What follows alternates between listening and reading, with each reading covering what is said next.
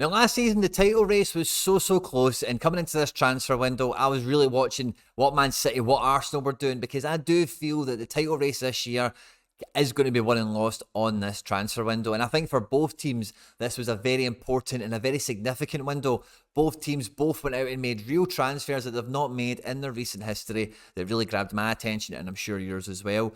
So I wanted to make a little video today thinking about who actually won the transfer window, Arsenal or City? I know Arsenal won the Charity Shield, but what implications is this going to have for the rest of the season? Now that transfer window's all said and done, we can really reflect, look at them, and think, who did the better of the two teams and what impact is that going to have on the Premier League race this season at any point in the video. If you do laugh, you learn, you like something or whatever, please do like and subscribe to the channel. We're pushing for 10,000 subscribers.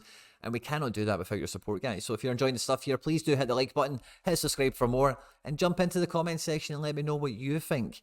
Who won the transfer window? Was it City? Was it Arsenal? Now, this was the City squad coming into the transfer window that won the treble. And over the summer, there's been some important departures here. We've seen Gundogan, of course, go to Barcelona. I was going to say Bayern Munich there, I don't know why. We've seen Mahrez go out to Saudi Arabia. We've seen Laporte go out that direction, and we've seen the squad kind of take this shape. Now, there's a lot of youth players and a lot of guys that are out on loan that City have got their fingers in so many pies that you just never know. Somebody else might have just emerged into the squad, but throughout pre-season, more guys go sent out on loan. They sell more players into the market to fund.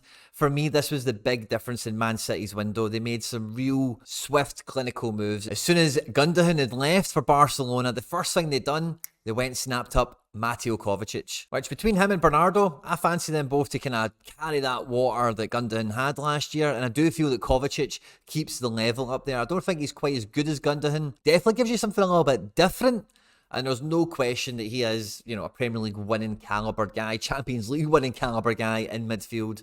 No two ways about it. And normally when Man City are going through these transition periods, Cancelo's obviously left as well, out on loan. That's been a whole bit of a funny situation.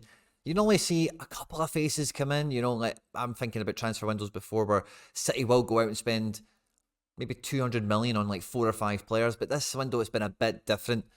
Kovacic comes in, and then very closely after, but did feel like it took a while to come in, is clear top of the food chain, left centre-backs, left-backs in world football. Josko Gvardiol comes in from RB Leipzig, and for me this is very un-City. Normally City will buy somebody like a Diaz and a Kanji and Ake, somebody that's just very good on the numbers, makes a lot of sense financially, and maybe you can get a good transfer on it.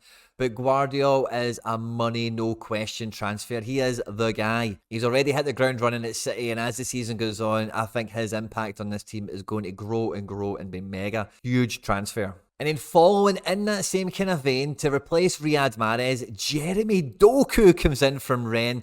And this guy has been profiled by every scout and every football game and whatever as one of the most up-and-coming talents in world football. Great at dribbling, very decisive, capable, loves a goal, loves an assist. And coming into this City, Pep Guardiola, Ivy League football situation here, if they can keep him fit, this could be Neymar levels of output. Now, Man City haven't done too much in this window. 15 players leaving, and they've brought in 114 million, which isn't too bad. And they've bought 13 players for 241 million. So that means Man City to transition from Gundogan, Laporte and Mahrez into Gvardiol, Kovacic and Doku cost them 126 million. I think that's pretty good business for me. Now, I don't feel that Arsenal's squad was really wasteful last season, but there was a lot of players in that squad that definitely didn't have a place in there for Mikel Arteta. And if the Arsenal team is going to consolidate and go again and go one better and beat City, then they really need to cut all the dead weight out of that squad to consolidate the resources they have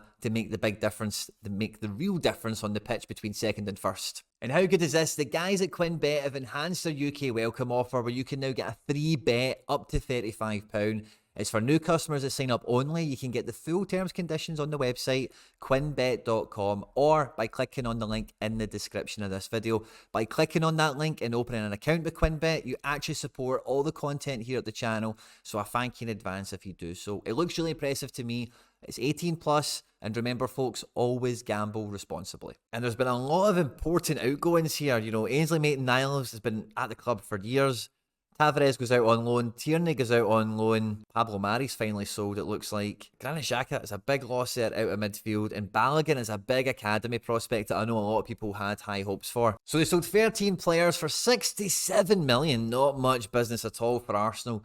And they brought in 14 players at 234 million. 167 million net spend in this transfer window for Arsenal. And the real bulk of that is, of course, what we've seen the difference be in midfield here. Declan Rice coming in alongside Havertz to really complete Odegaard in this midfield three. I know Havertz hasn't come in for much praise recently, but I think this will be an evolutionary process here. But make no mistake about it, Declan Rice is the closest thing to this Arsenal midfield to Patrick Vieira since the big man himself. And getting the goal against Man United at the weekend was just absolute icing on the cake for the big man. I was really pleased to see it as a neutral in the match. And I think this is a huge upgrade on the likes of Thomas Partey, Granit Xhaka, Jorginho, Fabio Vieira. I know some of these guys bring some different things to the midfield, but Odegaard is firmly top drawer. And Declan Rice is firmly top drawer. So Arsenal have now got 2/3 here of a world-class midfield. I think they've got a quality defence. It did let them down last season when they got injured, and they've tried to make some adjustments to that by signing guys like Jurriën Timber, who has also got injured. And it does feel like maybe the defence was maybe under-addressed in this transfer window, but I don't think it'll cost them much in terms of the leagues. I do think Arsenal will be able to still go with their best 11 every weekend, but when it comes to those weeks over Christmas and such, I feel that there could be points lost here once fatigue sets in, maybe some yellow cards and that kind of dynamic of the game develops. But looking at Arsenal's front line, Jesus, Martinelli, Saka, all fantastic. And having guys like Nketiah and Trossard in to support them is just about good enough here. But it feels like Arsenal felt the big difference was midfield quality and depth, as well as just the best 11 possible.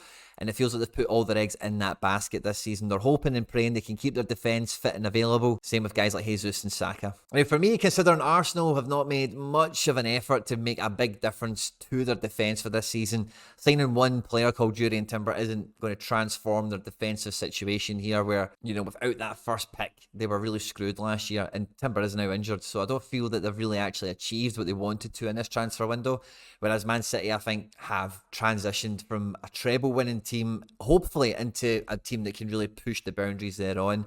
I do feel that Arsenal have broke the mold, done something different by spending the big money to get the guy in, Declan Rice, and even back the manager and get somebody like Havertz in.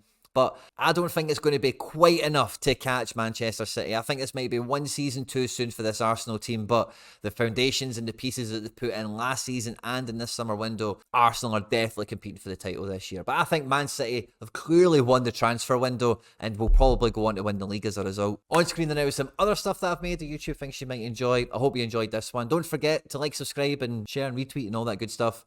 Stay out of trouble, and I'll catch you on the next one. Take care. Bye-bye.